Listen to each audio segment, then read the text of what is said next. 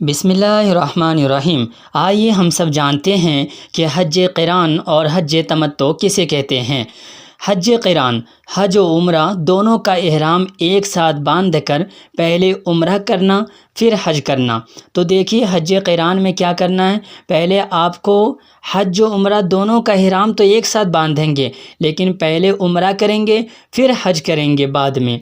और हज तमत्तो कहते हैं हज के महीनों में पहले उम्रा अदा करना, फिर अय्याम हज यानी हज के दिनों में हज का एहराम बांध कर हज करना।